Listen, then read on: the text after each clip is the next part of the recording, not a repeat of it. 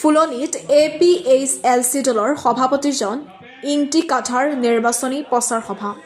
2 এপ্ৰিলত বিৰোধী ঐক্যমঞ্চৰ প্ৰাৰ্থী হৈ নিৰ্বাচনী প্ৰচাৰ চলাবলৈ আহিব ৰাহুল গান্ধী। কাৰ্বি আংলং জিলাৰ ফুলনিত আজি বিৰোধী ঐক্যমঞ্চৰ ডিফু বিধানসভা সমষ্টিৰ প্ৰাৰ্থী তথা আঞ্চলিক ৰাজনৈতিক দল APHLC দলৰ সভাপতি জন ইংতি কাঠাৰে বিৰোধী ঐক্যমঞ্চৰ হৈ ফুলনিত নিৰ্বাচনী প্ৰচাৰ চলাই বিৰোধী ঐক্যমঞ্চৰ প্ৰাৰ্থীক জয়যুক্ত কৰিবলৈ আহ্বান জনায়। হাওৰাঘাট বিধানসভা সমষ্টিত কংগ্ৰেছ আৰু APHLC দলৰ প্ৰাৰ্থী দুয়োগৰাকী বন্ধুত্বমূলকভাৱে প্ৰতিদ্বন্দ্বিতা আগবঢ়াইছে বুলি জানিবলৈ দিয়ে। লগতে অহা 2 এপ্ৰিল তাৰিখে বিৰোধী ঐক্যমঞ্চৰ প্ৰাৰ্থীসকলৰ বাবে নিৰ্বাচনী প্ৰচাৰ চলাবলৈ কাৰ্বি আংলং জিলাত উপস্থিত হ'ব কংগ্ৰেছ দলৰ নেতা ৰাহুল গান্ধী বুলি জনায় জন ইংতি কাঠাৰে। আমি ইয়াত কাৰ্বি আংলঙত মাত্ৰ ডিফু বুলি নহয়, ডিফু, আমৰি আৰু বোকাজান আৰু ৰংখাঙতো আমাৰ এই এলায়েন্স গ্ৰুপটোহে, এলায়েন্স পাৰ্টিটোহে আগবাঢ়ি আছে। সেইটোহে আমি দেখিছোঁ। এইটো এনেই বাহাদুৰি কথা নহয় আৰু সঁচা কথা। ছাৰ, ইতিমধ্যে দেখা পাইছোঁ মুখ্যমন্ত্ৰী ডাঙৰীয়া কাৰ্বি আংলঙত নিৰ্বাচনী প্ৰচাৰ চলাই গৈছে। আপোনালোকে যিহেতু এলায়েন্স পাৰ্টি হয়, আপোনালোকৰ সেইফালে কোনোবা ষ্টাৰ কেম্পেইনাৰ এনেকৈ আহিব নেকি বাহিৰৰ পৰা? কোনোবা আপোনালোকৰ দলৰ ষ্টাৰ কেম্পেইনাৰ হয় ৰাহুল গান্ধী অহা কথা, কাৰ্বি আংলঙত অহা কথা আছে নেকি? হয় হয় হয় হয়। তাৰমানে আপোনাৰ বোকাজানত আহিব চৰিহাজান বোলা ঠাই। হয় হয় হয়। আৰু অন্যান্য 2 তাৰিখ বুলি কৈছে। 2 তাৰিখে হয় হয়। তো ছাৰ, আপুনি সামগ্ৰী কেনেকুৱা দেখিছে বৰ্তমান পৰিস্থিতিটো কাৰ্বি আংলঙৰ নিৰ্বাচনী? দেখিছে যে মানুহবিলাক ইমান দুখীয়া হৈ গ'ল নহয়, ইমান এট্ৰচিটি অন্যায় কৰিছে ৰাইজক। সেইকাৰণে ৰাইজে গোটেইখিনি ওলাই আহিছে এই বিজেপিৰ বিৰুদ্ধে। হয় হয়। কি ক'লে? আমিতো আশা আছোঁ পূৰা এইটো। ছাৰ, ইতিমধ্যে এলায়েন্স পাৰ্টি আছে, কিন্তু আমাৰ হাওৰাঘাট সমষ্টিত দেখিছোঁ আপোনালোকৰ দলৰ ফালৰ পৰা প্ৰাৰ্থী দিয়া হৈছে। কি ক'ব?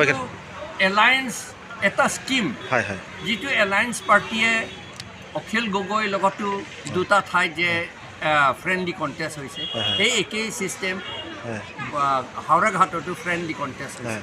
মানুহৰ মাজত অলপ বিভ্ৰান্তি হোৱা নিচিনা লাগিছে বস্তুটো দেখা পাই মানে। এইটো নহয়, এইটো প্ৰথম অৱস্থাত অলপমান কিবা নিচিনা হৈছিল, কিন্তু এতিয়া অলপমান ঠিক হৈছে। সেইক্ষেত্ৰত আপুনি অলপ ভাল মেছেজ এটা দিলে ভাল লাগিলে বস্তু।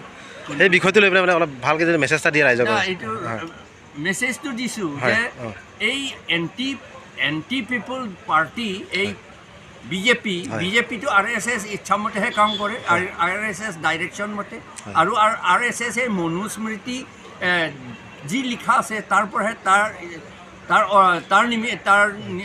তাৰ অৰ্ডাৰ মতেহে কৰা হয় তেওঁলোকে।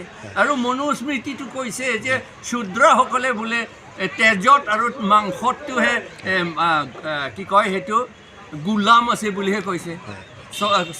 চাকৰকৈ বেয়া নহয় জানো গোলাম, সেইটো আছে। আৰু তেওঁলোকে সদায় গোলাম হৈ থাকিব বুলি কৈছে। আমাৰ ট্ৰাইবেলসকলক তেওঁলোকে শূদ্ৰ বুলি কোৱা হয়। আমি শূদ্ৰ নহয় অৱশ্যে, আমাৰ ইচ্ছামতে আমাৰ শূদ্ৰ নহয়, আমি নম্বৰ 1, আমি ক্লাছ 1তে আছোঁ। তথাপি তেওঁলোকে এই যিবিলাকে মনুস্মৃতি মানে তেওঁলোকে সেইটো কথাই কয়। সেইকাৰণে বিজেপি চৰকাৰটো মানুহবিলাকক অমানুষ কৰিবলৈহে বিচাৰিছে, কিন্তু এনিমেল নিচিনা ব্যৱহাৰ কৰিবলৈ বিচাৰিছে তেওঁলোকে। সেইটো ৰাইজে এইটো কেতিয়াও এইটো নামানে। এইটো ছাৰ, আপুনি যদি জয়ী হৈ আহে, কাৰ্বি আংলঙৰ কিবিলাক সমস্যাৰ ওপৰত বেছি গুৰুত্ব দিব আপুনি? আমি প্ৰথমটো সেইটো যে অট'নমাছ ষ্টেট, সেইটো কাৰণে আমি কৰিম। আৰু 6th শিডিউলটো ভালকৈ ইমপ্লিমেণ্ট কৰিবলৈ চেষ্টা কৰিম, কাৰণ আমি অসমৰ ভিতৰতহে থাকিম। অট'নমাছ ষ্টেট পালেওতো অসমৰ ভিতৰতহে থাকিম, সেইকাৰণে সেইটো কৰিম।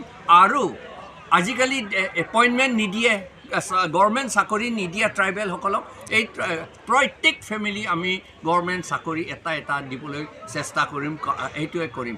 আৰু এতিয়ালৈকে গভৰ্ণমেণ্টে একো স্কিম নলয়, যিটো ঝুম খেতিসকলে আমাৰ 2/3 পপুলেশ্যনটো পাহাৰতে থাকে, তেওঁলোকে ঝুম খেতি কৰিহে জীয়াই আছে। সেইকাৰণে তেওঁলোকে বহুত দুখীয়া হৈছে, স্কিম নিদিয়ে, একো সহায় নকৰে। আমি এটা স্কিম বনাম যাতে তেওঁলোকে পাহাৰত খেতি কৰি কনজিউমেবল কনজিউমেবল ক্ৰপছ, এইটো খেতি কৰিবলৈ আমি স্কিমটো কৰিম। ঠিক আছে বাৰু, বহুত ধন্যবাদ ছাৰ, থেংক ইউ।